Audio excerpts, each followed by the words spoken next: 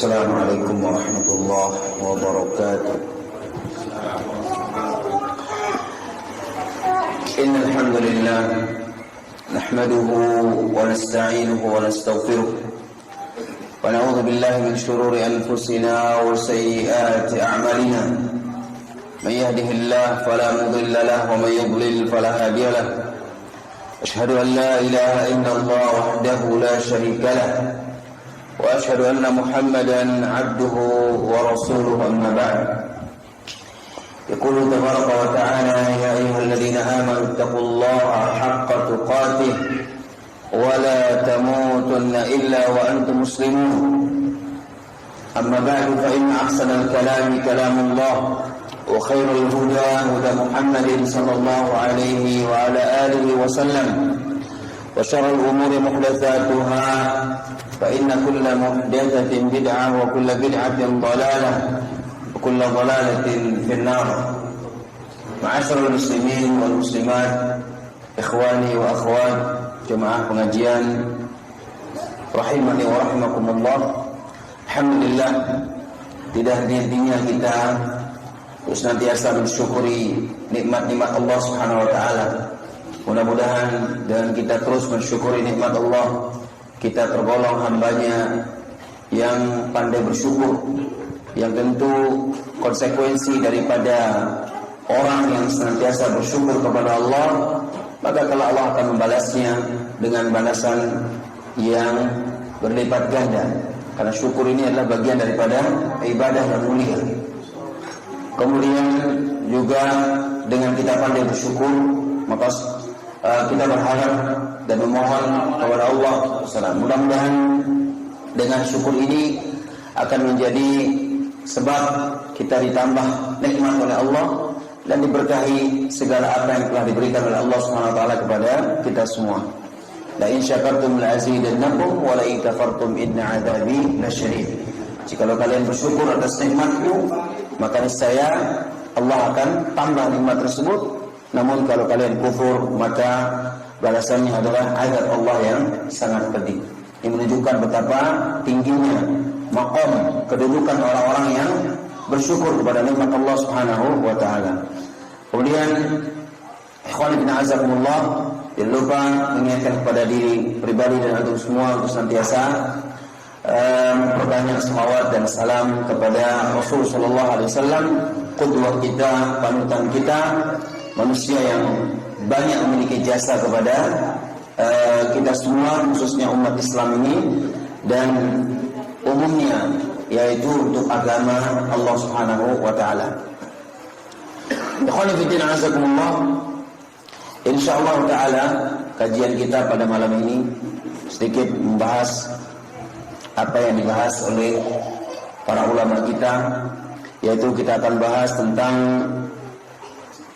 amalan-amalan yang dengannya kita kelak akan kumpul bersanding bersama Nabi kita sallallahu alaihi wasallam. Ini judul besar dari apa yang kita akan bahas pada malam ini insyaallah taala.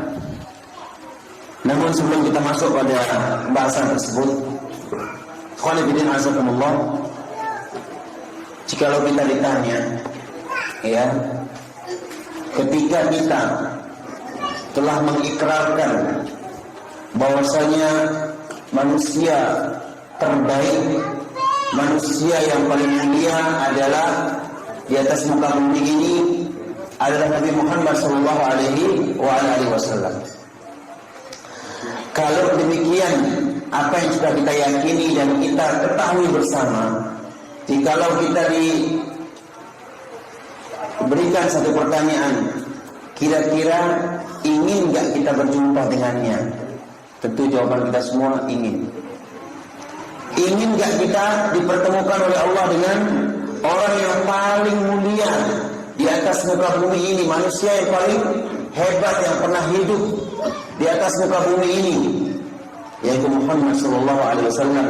Tentu jawabannya kita sangat rindu ingin berjumpa dengannya.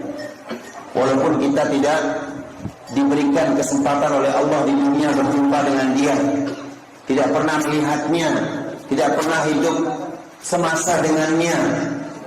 Ya, seperti Abu Bakar As-Siddiq, sahabat Nabi yang mulia, seperti Umar Ibn Al-Khattab, khalifah Nabi yang kedua.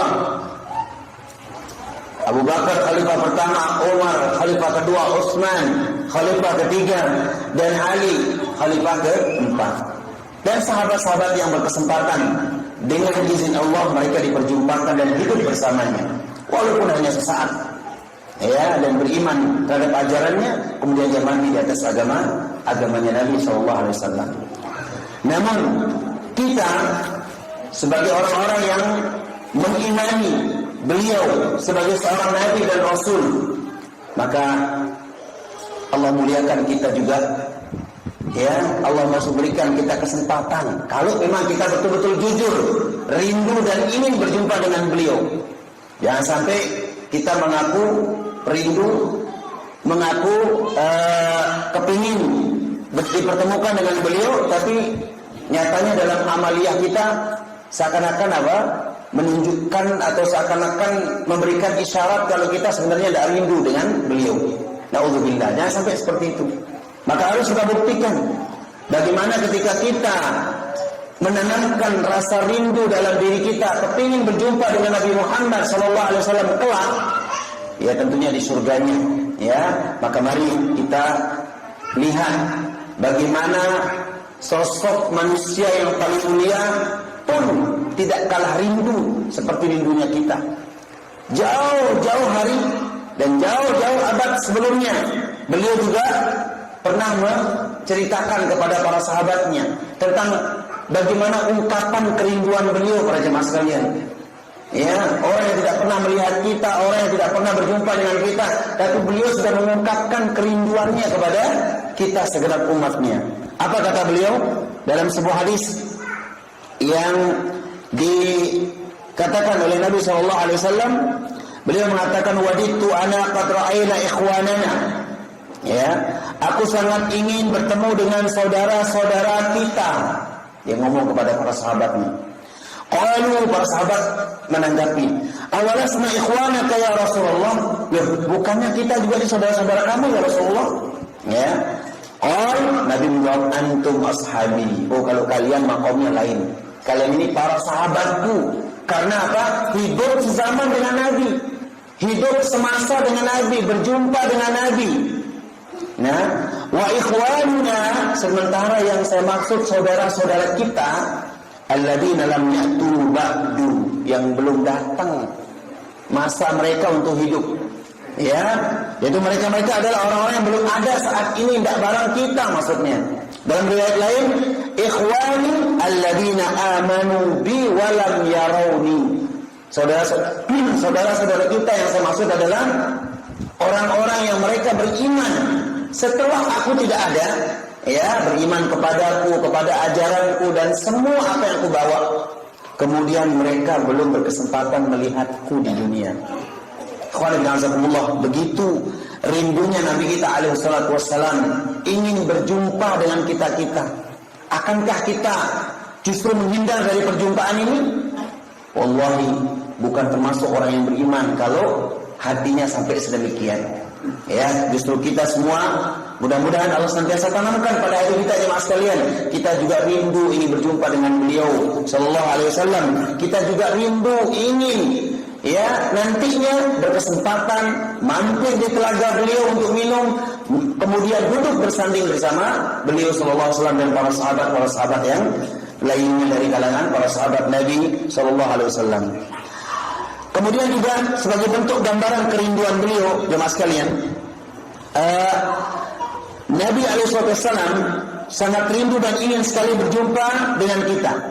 Padahal ya beliau belum pernah melihat kita, belum pernah ya mengetahui siapa kita satu persatu. Maka betapa cinta dan kasih sayangnya beliau kepada umatnya. Oleh karena itu digambarkan dalam sebuah hadis, dalam hadis Aisyah radhiyallahu anha, istri Nabi SAW pernah menceritakan dan mengatakan kepada Nabi, ya Rasulullah, ud'ullah li, wahai Rasulullah, coba doakan untuk saya, katanya. Qala Allahumma ighfir li Aisyah ma taqaddama min dhanbiha wa ma ta'akhkhar, ma asarrat wa ma a'lanat. Fadhahikat Aisyah hatta saqata ra'suha fi hijriha min ad-dhahik. Ya, katanya, ya Allah, ampunilah dosa-dosa Aisyah, doanya Nabi. Kemudian dosa-dosa yang telah lalu dan juga dosa-dosa yang akan datang. Dosa-dosa yang dia perbuat oleh Aisyah secara terang-terangan maupun secara tersembunyi. Ya, kemudian akhirnya Aisyah pun apa? Tertawa, ya, bergembira sampai-sampai kepalanya jatuh ke pangkuannya Nabi sallallahu alaihi wasallam. Saking luar biasa menakjubkan doanya Nabi untuk beliau sallallahu alaihi wasallam. Kemudian akhirnya qala laha Rasulullah, Nabi mengatakan kepada dia, ayasuruki du'ai, emang membuat kamu senang doa saya tadi, katanya. Ya. Qala wa ma li la yasurruni du'a'u. Ya, bagaimana saya tidak bahagia dengan doa yang engkau panjatkan ya Rasulullah untukku, katanya. Faqala sallallahu wallahi innaha la du'ai li ummati fi kulli salat. Demi Allah ya Aisyah, doa itu pun doa yang selalu saya panjatkan untuk umatku di setiap salatku. Bayangkan, berarti subhanallah, Nabi kita alaihi wassalam, para jemaah sekalian, salat wajibnya, salat sunnahnya, di setiap sujudnya beliau mendoakan kita dengan doa yang seperti didoakan kepada siapa tadi? Aisyah radhiyallahu anha. Ya Allah, ampunilah Aisyah dosa-dosa yang telah lewat maupun yang akan datang, dan ampunilah yaitu dosa-dosa yang dia perbuat, baik yang tersembunyi maupun yang terang-terangan. Ini doanya Nabi kita sallallahu alaihi wasallam, para jemaah sekalian. Coba lamun tendang Nabi itu wahdi doa Nabi, ya, dengan doa tadi. Atau kalau kita berpikir juga, apakah kita juga pernah mendoakan orang-orang yang kita cintai barangkali dari kalangan orang tua kita, saudara kita, saudari kita, anak kita, istri kita dengan doa seperti itu? Ini Nabi SAW tidak rutin setiap sholatnya, karena hadisnya mengatakan fi kulli sholat, setiap sholat katanya. Iya, dan Nabi sangat isi ketekanan para jemaah sekalian, sangat sayang si Nabi, kerinduan di si Nabi sallallahu alaihi wasallam, sampai-sampai doa itu si Nabi marah tentang doa Nabi Aisyah radhiyallahu anha. Ini gambaran tentang bagaimana kecintaan beliau dan kerinduan beliau. Ditambah lagi bukti kerinduan beliau jemaah sekalian adalah apa yang beliau ceritakan tentang perihal, ya, oleh para sahabat Nabi menceritakan tentang perihal bagaimana cintanya beliau kepada umatnya, yaitu pada saat di padang mahsyar. Kondisi manusia sangat genting, matahari didekatkan, kemudian manusia dikumpulkan di padang mahsyar dalam keadaan telanjang, tidak pakai sendal, tidak berkhitan, panas yang luar biasa, ya, tidak bisa dibandingkan dengan panasnya dunia ini. Saat-saat kondisi seperti itu, semua orang membutuhkan syafaat, ya, kepada para nabi, ya, sampai-sampai umat itu datang kepada Nabi Adam, datang ke Nabi Nuh, datang ke Nabi Ibrahim, Musa, Nabi Isa, semua agar mereka minta para nabi untuk memintakan syafaat dan memohonkan syafaat kepada Allah Subhanahu wa taala agar disegerakan hisab itu. Ada yang jelas berlalu, ada yang selesai urusan. Ternyata dinarak bau para jemaah sekalian. Semua nabi angkat tangan, semua nabi angkat tangan, ya. Sampailah mereka akhirnya meminta kepada nabi yang terakhir, yaitu Nabi Muhammad sallallahu alaihi wasallam.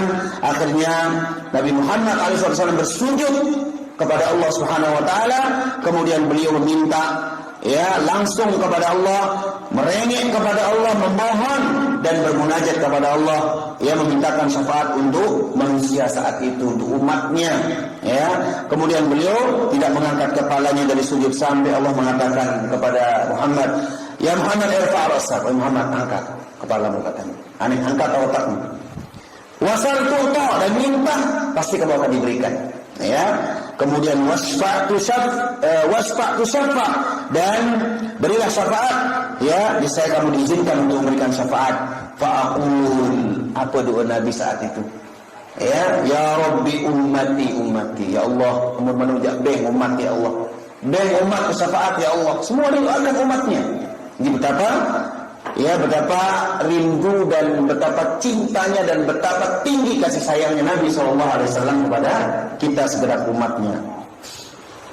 Kemudian Allah juga berkata, ya Muhammad, adkhil min ummatik man laysa hisabun alaihim min al-babil ayman min abwabil jannah. Wahai Muhammad, masukkanlah ke surga dari kalangan manapun, dari kalangan umatmu tanpa hisab dari pintu kanan surga. Lihatlah jemaah sekalian, betapa pertama kali yang diingat oleh Nabi SAW saat diberi kesempatan, ya, oleh Allah memberikan syafaat adalah umatnya, bukan yang lainnya, tapi umatnya, ya. Dan ini menunjukkan tentang kasih sayang dan tingginya rasa cinta dan kerinduan beliau, ya, ingin berjumpa dengan umatnya. Demikian juga gambaran lain adalah disebutkan para ulama di saat as-sirat, ya, ubur sirat, penyeberangan as-sirat, jembatan di atas neraka. A'adanallahu wa iyyakum jami'an wa najjana minhu. Ya, semoga Allah selamatkan kita, ya, di penyeberangan as-sirat ini. Semoga Allah sukseskan kita untuk menyeberang ini di as-sirat, jembatan yang berada di atas neraka jahanam. Waliyadzubillah. Kemudian semua manusia melewatinya. Ada orang yang dikisahkan dalam hadis jatuh, ya, di dalamnya. Ada yang bisa berjalan biasa, ada yang berlari, ya, ada yang merangkak, ada yang juga berjalan lebih cepat bagikan petir, ya, dan lain sebagainya, ya. Maka oleh karena itu setiap kali Nabi SAW, ya, mengingat akan hal itu, maka beliau mendoakan umatnya. Bahkan melihat keadaan seperti itu, beliau mendoakan umatnya, Allahumma sallim, Allahumma sallim, sallim. Ya Allah, selamatkan umatku, ya Allah, selamatkan umatku, ya Allah, selamatkan umatku. Nah, jadi ini mukadimah jemaah sekalian, pembukaan bagaimana agar hadis-hadis tadi mendorong dan menumbuhkan kembali hati kita tentang betapa cintanya Nabi Muhammad SAW kepada kita segenap umatnya, betapa rindunya Nabi Muhammad untuk berjumpa dengan kita. Maka tinggal kita bertanya pada diri kita, apakah kita juga tidak rindu seperti rindunya beliau? Ya, apakah kita juga tidak semakin bersemangat ingin berjumpa dengan beliau? Ya, kalau sudah seperti ini keadaannya, seperti ini pengorbanan Nabi kita, bahkan beliau rela demi umatnya harus menanggung berbagai macam ujian dan cobaan supaya syariat Allah sampai kepada kita, supaya, ya, apa yang Allah turunkan kepada beliau Nabi Muhammad SAW dan untuk kita segenap hambanya Allah sampai kepada kita. Beliau sampaikan semuanya. Maka oleh karena itu, di sini saya akan sebutkan beberapa hal, ya, cara-cara kita atau amalan-amalan yang dengannya kita bisa bertemu dan bersanding bersama Nabi kita SAW di surga kelak. Allahumma ja'alna minhum. Semoga Allah jadikan kita tergolong orang-orang yang telah dikumpulkan bersama Nabi SAW dan disandingkan bersama beliau alaihi salatu wassalam. Amalan yang pertama jemaah sekalian, ya, atau kiat yang pertama adalah kembali kita menanamkan rasa cinta kita kepada Nabi Muhammad dengan kecintaan yang sejati. Ini amalan yang pertama. Ya, kalau kita ingin dikumpulkan bersama Nabi, kembalikan kecintaan kita lagi, koreksi kecintaan kita kepada Nabi, perbaiki kecintaan kita kepada Nabi. Karena sekedar pengakuan cinta tidak cukup. Ya, artinya di sini maksudnya adalah kecintaan yang sesungguhnya. Sehingga luwih dengan ngaku cinta kepada Nabi, lagu demin tetenya ngamalkan satu sunnah Nabi SAW, ya, maka dengan enteng mengatakan saya tidak level, saya tidak cocok. Masa begitu-gitu saya juga harus, ya, melakukannya, atau dengan bahasa-bahasa penolakan, ya, dan lain sebagainya. Maka oleh karena itu kecintaan yang sesungguhnya para jemaah sekalian itu harus dibuktikan dengan bagaimana kita mencintai segala atau secara totalitas yang datang dari Nabi kita SAW. Cinta kepada Nabi bukan hanya sekedar pengakuan, tapi cinta kepada Nabi kita cintai segala-galanya, mencintai Nabi, mencintai akhlaknya, mencintai kepribadiannya, mencintai agama yang dibawa oleh Nabi, mencintai syariat yang dibawa oleh Nabi, dan mencintai segala berita-berita yang dikabarkan oleh Nabi Sallallahu Alaihi Wasallam. Jangan sampai ya cinta kita seperti yang digambarkan oleh para ulama kita, ya, yaitu apa? Sekedar pengakuan belaka. Jadi Imam Syafi'i pernah mengatakan, "Lau kana hubbuka shadiqan la ata'tahu, fa innal muhibba liman yuhibbu muti'u." Ya, menyindir orang-orang yang hanya sekedar mengaku-ngaku cinta tapi tidak ada pembuktian. Kata Imam Syafi'i, kalau sekiranya cintamu kepada siapa saja, dalam hal ini kepada Nabi sallallahu alaihi wasallam, itu jujur sejati, niscaya kamu akan mentaatinya. Karena konsekuensi orang yang mengaku cinta itu mengikuti siapa yang dicintainya. Ya, pasti dia akan memperturuti keinginan kekasihnya. Sekarang Nabi kita SAW adalah sosok manusia yang kita semua mengikrarkan kecintaan kita kepadanya. Maka buktinya kita harus ikuti semua yang datang atau semua yang diajarkan oleh beliau, semua yang diperintahkan oleh beliau, semua yang diinginkan oleh beliau. Maka kita wajib untuk apa? Merealisasikannya. Maka ini bagian daripada bukti kecintaan kita.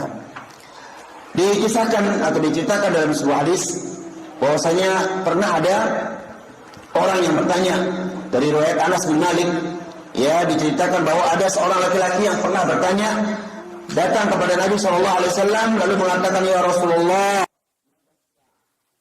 kapan kiamat wahai Nabi?" Bayangkan dia bertanya kapan terjadi kiamat. Ya, maka Rasulullah mengatakan apa? Ya, Rasulullah SAW memandang ini sebagai pertanyaan yang tidak perlu dijawab. Ya, karena memang tidak ada yang tahu tentang kiamat kecuali siapa? Hanya Allah Subhanahu wa taala. Ini menunjukkan bahwa Nabi saja tidak tahu kapan kiamat. Lalu orang sekarang ya gampang sekali dan naudzubillah juga banyak orang percaya ya dengan ramalan-ramalan apa?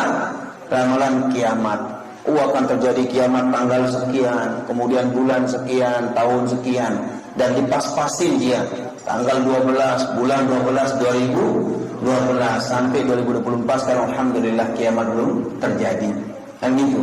Maka ini adalah termasuk ramalan, ya, ramalan yang penuh dengan kedustaan. Karena ini perkara gaib, tidak boleh ada orang bisa menafsirkannya. Ya, tidak boleh ada orang yang bisa memprediksikannya. Rasulullah SAW tidak tahu. Padahal beliau adalah utusan Allah. Wahyu turun kepada beliau. Tapi pada perkara terjadinya hari kiamat itu, ya, dirahasiakan oleh Allah hatta kepada para malaikatnya, kepada para nabinya.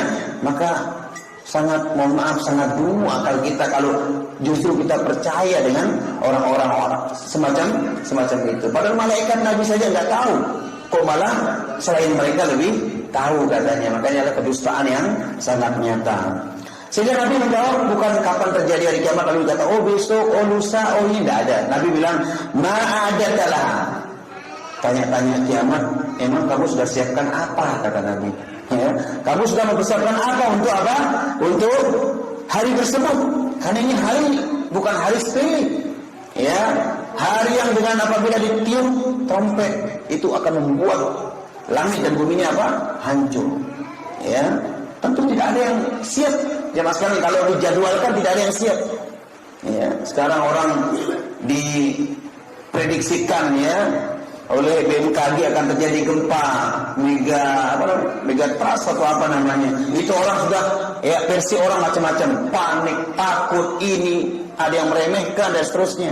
Ya, Ahlussunnah wal Jamaah aja tengah-tengah ya. Ya, tengah-tengah aja. Ya, kita yakin bahwa perkara gaib tidak ada yang tahu kecuali siapa?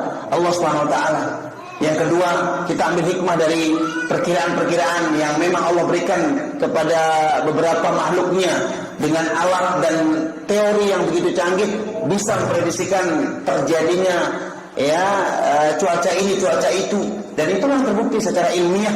Ya, ini sebenarnya kita ambil hikmahnya adalah mengingatkan kita untuk segera kembali kepada Allah.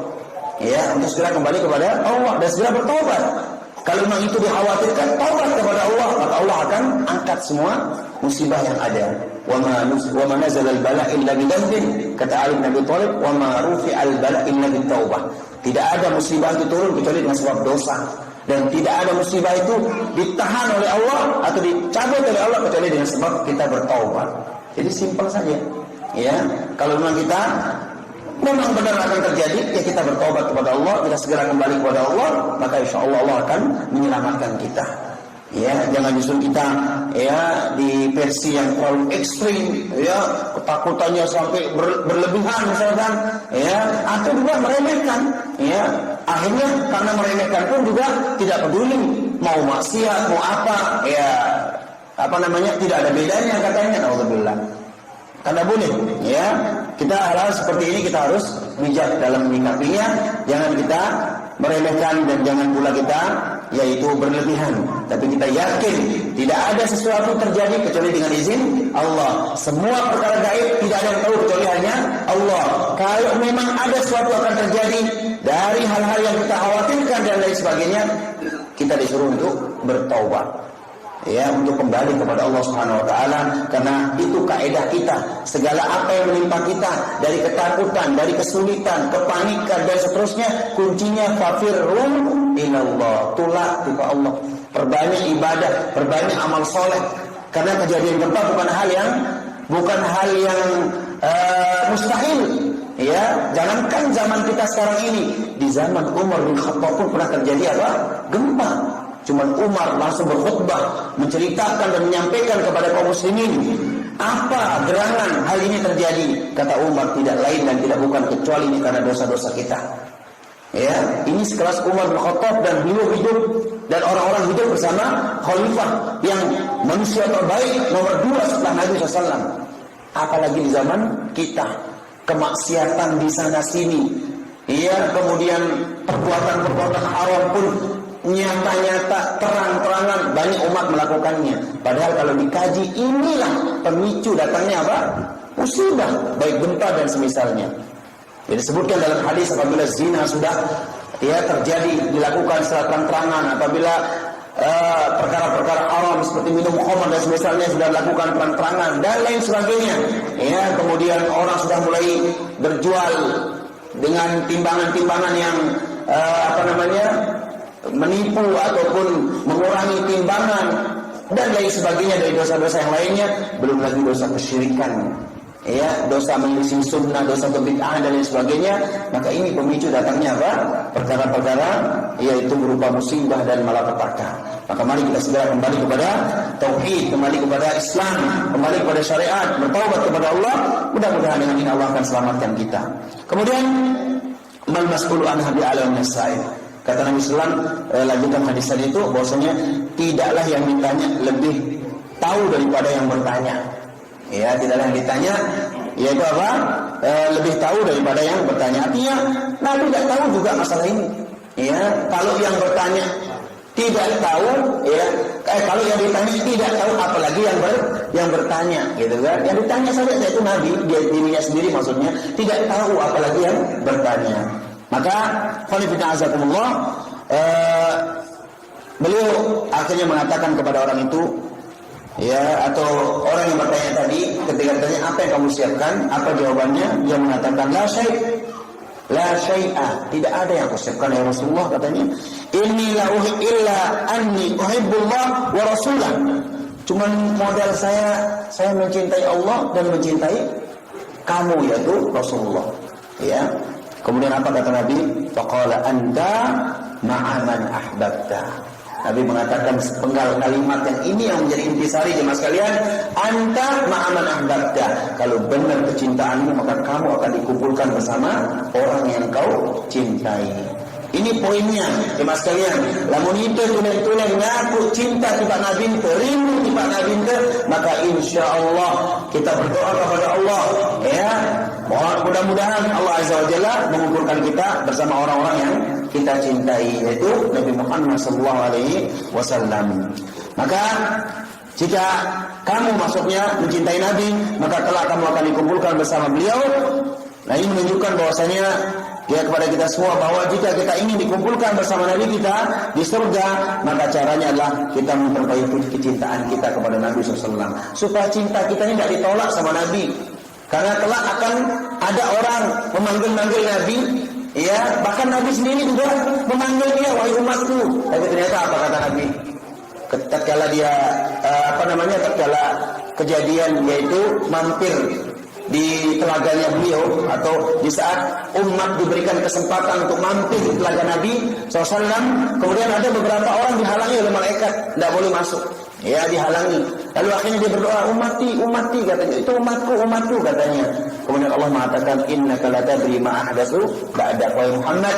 Ya, engkau tidak tahu apa yang telah diperbuat oleh orang-orang ini, oleh manusia-manusia ini sepeninggalmu.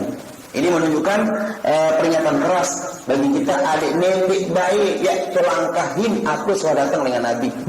Nendik baik terbani-bani rubah aku sudah datang dengan Nabi. Sehingga ini termasuk perkara-perkara yang menyebabkan kita kelak akan diusir dari telaga Nabi Sallallahu Alaihi Wasallam. Ya, makanya Azamullah menjadi peringatan bagi kita semua. Dan bukti kecintaan kita juga kepada Nabi Alaihi Wasallam adalah kita dengan mengikuti syariatnya. Bahkan itu juga sebagai barometer kecintaan kita kepada Allah. Kalau kita cinta kepada Nabi atau cinta kepada Allah, ikuti Nabi. Kalau kita cinta kepada Nabi, ikuti syariat yang datang dari Nabi, dan kita ikuti semua apa yang diperintahkan oleh beliau dan meninggalkan apa yang dilarang oleh beliau. Allah Ta'ala berfirman dalam surah Al-Hasyr ayat 7, "Wa ma atakumur rasul fakhudhu wa ma nahakum anhu fantahu." Apa yang datang dari Rasul maka ambillah, dan apa yang dilarang maka tinggalkan. Sekalipun mungkin akal kita tidak menerima, akal kita belum menjangkaunya, akal kita tidak bisa mencernanya, lamunlah Nabi lengan ya wajib akal ditunduk. Jangan sampai kita mengalahkan akal kita dan menundukkan yaitu syariat di atas akal kita. Jangan. Ya, karena Allah berikan kita akal ini untuk berpikir, bukan untuk merubah syariat, bukan untuk mengakal-akali syariat, tapi untuk memikirkan syariat yang datang dari Nabi agar bisa kita amalkan. Nah, ini yang penting kita ketahui. Qanifiddin azakumullah. Selanjutnya yang kedua sekarang.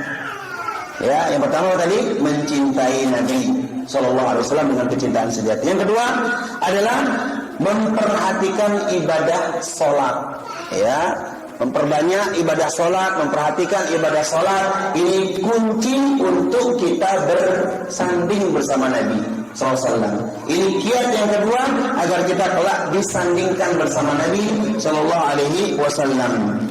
Diceritakan dalam sebuah hadis dari sahabat Rabi'ah bin Ka'ab al-Aslami, ketika ia mempersiapkan air wudhu untuk Nabi SAW, maka Nabi pun ingin membalas kebaikan Rabi'ah ini. Rabi'ah al-Aslami, sahabat Nabi.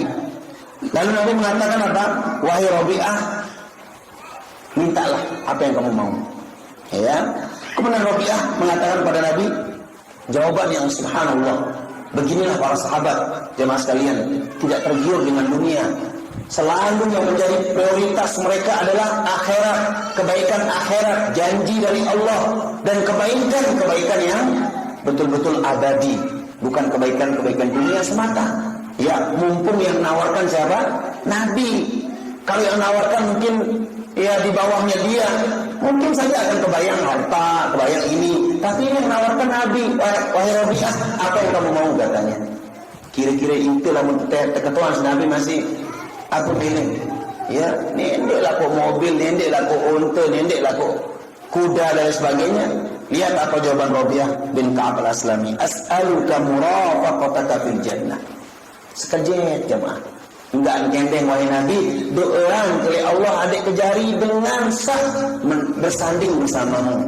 Ya, aku meminta kepadamu agar aku bisa menjadi pendampingmu di akhirat atau di surga. Kan itu diminta jemaah sekalian. Bagaimana kita tidak terharu dengan jawaban para sahabat ini? Ya, bukan yang dipikirkan dunia, bukan. Ya, maka kita pun juga demikian. Kalau sekiranya ada orang-orang baik menawarkan sesuatu kepada kita, ya kita minta doakan. Ya, semoga Allah berikan kita ketetapan di atas sunnah, di atas Islam, diwafatkan di atas apa? Islam dan sunnah dan seterusnya. Ya, itu hal yang perlu kita biasakan pada diri kita. Kemudian apa kata Nabi? Qal aw ghadzali.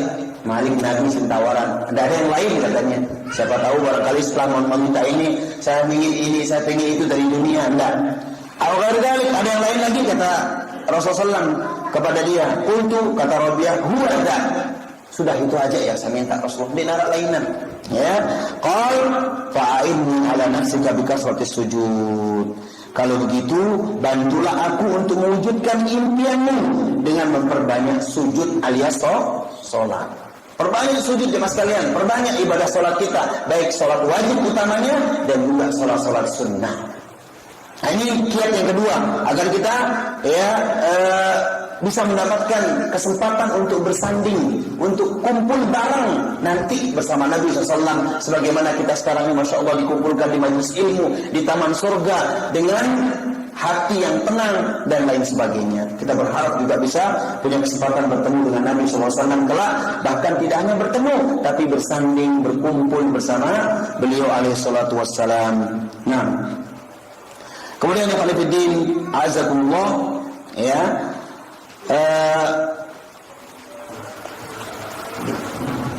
poin yang ketiga, ya, yang kita bisa menjadi orang-orang yang bersanding bersama Nabi SAW adalah yaitu berhias diri dengan akhlak al-karimah, akhlak yang mulia. Ya, kita memperbaiki akhlak kita. Karena bagusnya akhlak, bagusnya etika, bagusnya perangai kita, budi pekerti kita, maka itu adalah sebab kita akan dikumpulkan bersama Nabi SAW. Tentu akhlak siapa yang kita tiru? Akhlaknya Nabi. Ya, karena Allah mengatakan laqad kana lakum fi Rasulillahi uswatun hasanah. Jangan salah kaprah juga kita. Kita mau mengikuti akhlak, mengikuti perangai, tapi akhlaknya orang barat. Akhlaknya orang-orang yang jauh dari agama. Akhlaknya orang-orang yang jauh daripada Islam. Tidak. Jadi akhlak yang kita ikuti akhlaknya Nabi. Karena mohon maaf, ada sebagian orang lebih mengedepankan yaitu satu perangai, satu etika. Padahal etika itu apa? Tidak pernah diajarkan oleh Nabi SAW. Ya, etika itu malah tidak ada dalam Islam. Maka tidak termasuk dalam hal ini. Jadi etika yang paling baik ikuti etika Nabi. Ya. Kemudian akhlak yang paling mulia akhlaknya Nabi SAW. Oleh karena itu Nabi mengatakan innama bu'istu liutammima salihal akhlak atau makarimal akhlak. Sesungguhnya aku diutus oleh Allah untuk menyempurnakan akhlak kalian. Ya, atau akhlak yang mulia.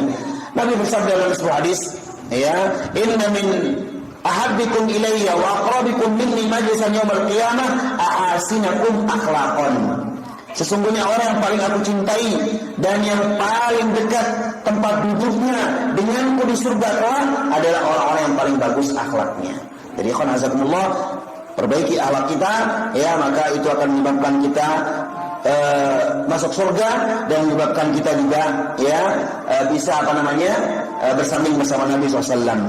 Al-Imam Al-Hasan Al-Basri dan juga Al-Imam Ibn Mubarak pernah ditanya tentang gambaran umum tentang akhlak yang mulia.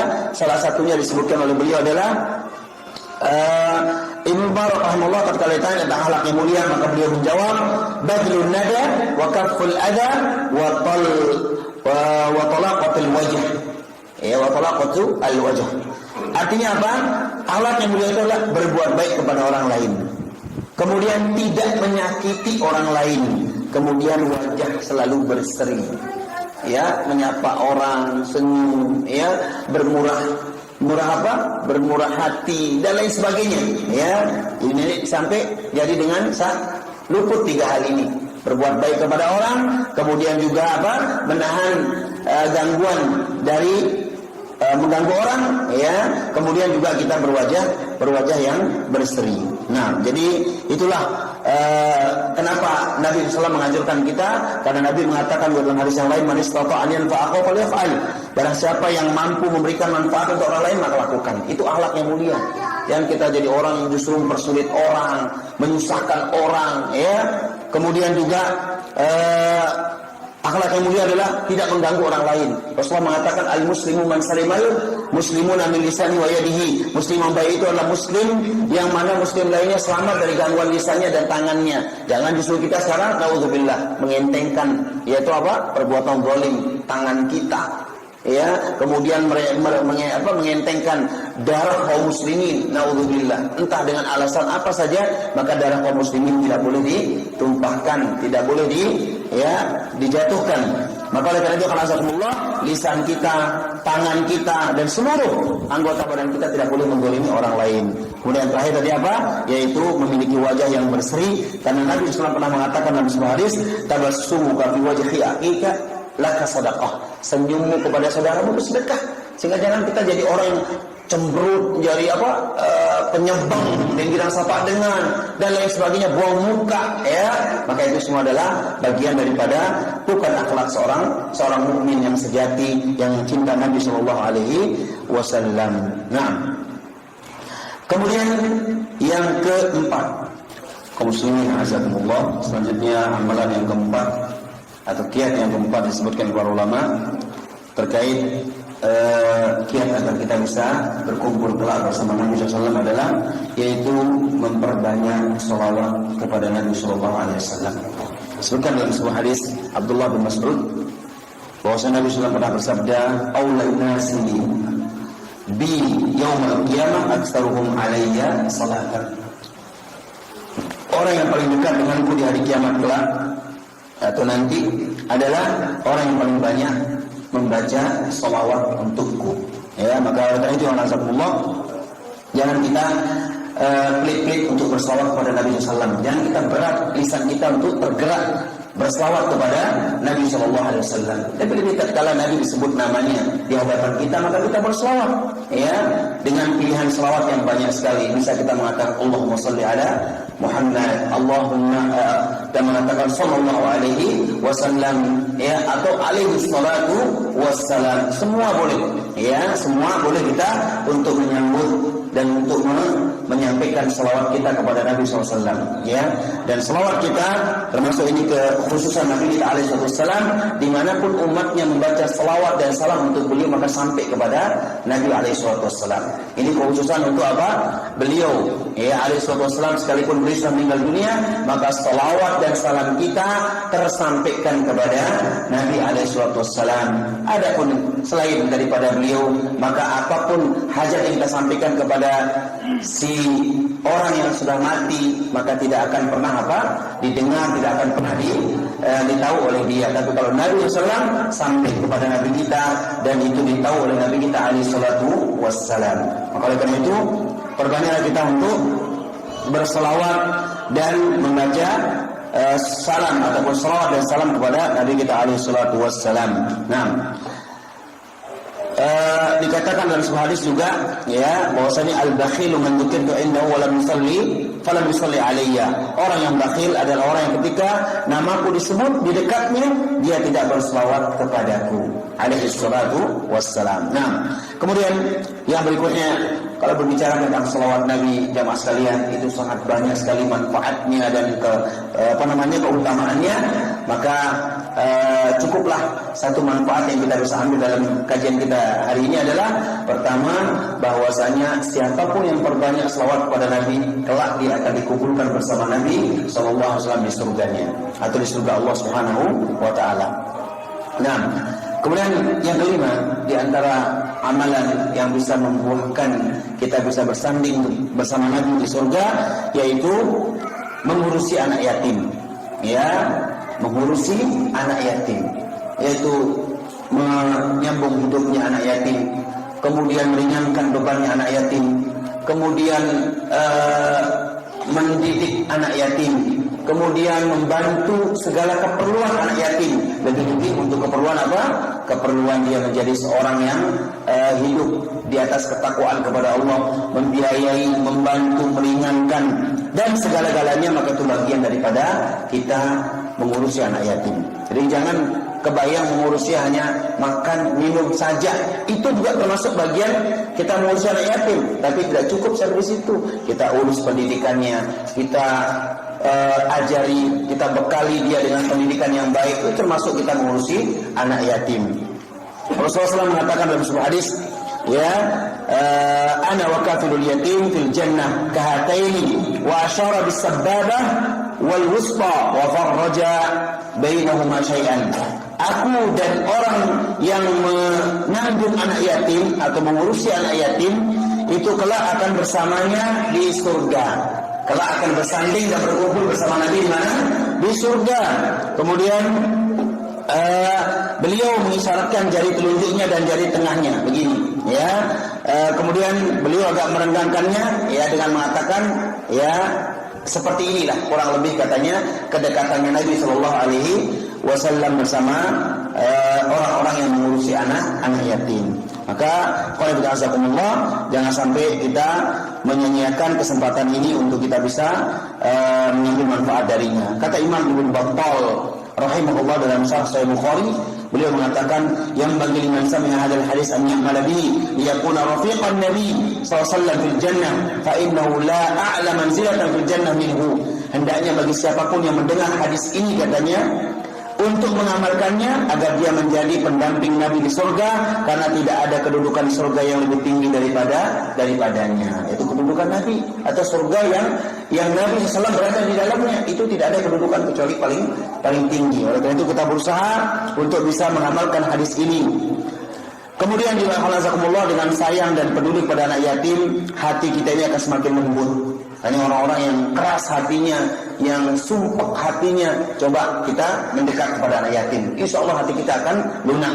Pernah dibuktikan, ya, ada seorang sahabat yang mengeluh tentang kerasnya, yaitu apa? Hatinya. Lalu Nabi mengatakan, imsah ra'sal yatim wa at'im al-miskin. Pergilah kamu, usaplah kepala anak yatim, artinya sayangi dia, elus dia, ya, kemudian berilah makan orang-orang miskin. Jadi santuni anak yatim, kita elus-elus kepalanya dan lain sebagainya. Itu sebab dari sebab hati kita menjadi apa? Lunak, ya. Maka oleh karena itu jangan pernah kita sia-siakan. Dalam hadis lain juga dikatakan oleh Nabi SAW, menyantuni anak yatim dan orang miskin dan juga para janda itu adalah bagian daripada perkara yang melembutkan hati.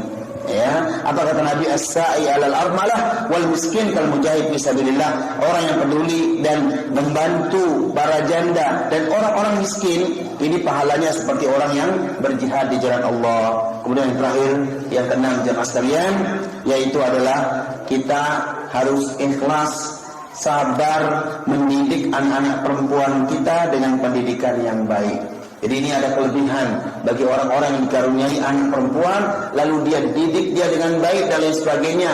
Karena apa? Karena pada umumnya anak-anak perempuan ini rawan, ya, untuk mereka hanyut dalam apa? Dunia fitnah, hanyut dalam kemaksiatan. Nah, orang tua butuh kesabaran untuk mendidik anak-anak perempuan ini. Maka ada keistimewaannya. Salah satu keistimewaannya adalah pembahasan kita ini, yaitu apa? Orang yang sabar mendidik anak-anak perempuannya dengan pendidikan yang baik, maka kelak akan bersama Nabi Sallallahu Alaihi Wasallam di surga, akan bersanding bersama Nabi. Nabi bersabda dalam sebuah hadis, "Man kana lahu ukhtani aw ibnatani fa ahsana ilaihima kuntu ana wa huwa fil jannah kahataini." Siapa yang memiliki dua saudari atau dua orang putri yang dia merawatnya dengan baik, maka kelak aku akan bersamanya di surga, ya. Kemudian beliau mengisyaratkan dengan jari tengah dan telunjuknya seperti ini, ya. Jadi saking dekatnya, ya, saking dekatnya bersama Nabi Sallallahu Alaihi Wasallam.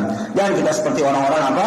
Orang-orang Yahud, ya, orang-orang kufar, orang-orang jahiliyah, ya, yang mana mereka, yaitu justru apa? Mereka benci terhadap anak-anak perempuan. Mereka murka dengan hadirnya atau lahirnya di tengah-tengah mereka anak perempuan. Itu orang jahiliyah dulu seperti itu. Seperti Allah gambarkan dalam surat An-Nahl ayat 58, "Wa idza busyira ahaduhum bil untha dhalla wajhuhu muswaddan wa huwa kadhib." Dan apabila seorang dari mereka diberi kabar dengan kelahiran anak perempuan, hitam, ya, hitamlah, kemudian hitamlah wajah mereka, merah, ya. Kemudian apa? Dia sangat marah. Ya, dia sangat marah, tidak seolah tidak terima. Maka ikhwan mazakumullah, ini sifatnya orang-orang jahiliyah. Lalu ketika Islam datang, maka Islam justru menganjurkan kepada kita untuk sayang dan menyayangi anak-anak perempuan kita dan mendidik mereka dengan pendidikan yang baik. Rasulullah mengatakan, "La takrahul banat." Jangan kalian benci anak perempuan, fa innahunnal mu'nisat al-ghaliyat al-mujahhizat. Karena sungguhnya mereka anak-anak perempuan itu menyenangkan, berharga dan cepat nanti dimudahkan untuk mereka menikah. Dan kalau sekarang mungkin ya orang banyak bersesenggak ya, lamun kanak mama itu susah jak boyaannya biaya, lamun kanak minat dia datangan biaya kan sesenggak orang sekarang gitu kan. Jadi kalau laki itu kita yang butuh banyak persiapan, kalau perempuan itu mereka akan mendatangkan ya rezeki untuk orang tuanya biiznillah taala, walaupun tidak kelaziman, tapi itulah yang banyak disampaikan oleh orang-orang ya. Kalau benazakumullah, maka oleh karena itu anak wanita itu pada umumnya lemah ya, sehingga butuh untuk pendidikan, butuh untuk dirawat dengan baik ya, apalagi mereka diciptakan di tulang rusuk yang bengkok, kemudian juga agama mereka kurang dalam artian mereka tidak sesempurna laki-laki ya, kemudian juga akal mereka terbatas ya, tidak sehebat berpikirnya laki-laki. Maka oleh karena itu butuh dididik, karena perempuan disayangi dan diperhatikan pendidikannya, maka kelak kalau kita ikhlas mendidik mereka sehingga mereka tumbuh menjadi wanita-wanita yang salihah, yang baik, insyaallah pahala untuk orang tuanya, ganjaran untuk orang tuanya atau siapapun yang mendidik mereka kelak akan menjadi orang-orang yang bersanding bersama Nabi sallallahu alaihi wasallam.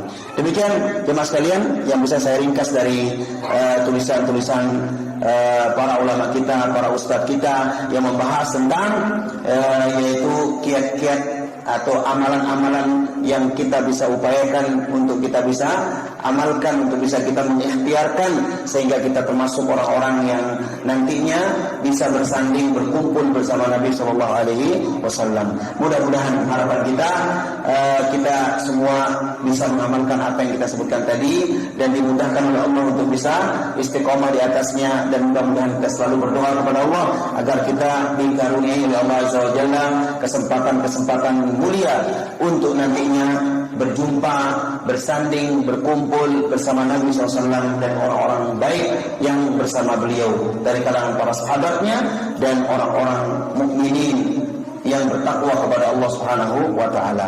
Wassallallahu wasallam ala nabiyina Muhammad. Sebelum kita tutup ya, kita baca doa kafaratul majlis.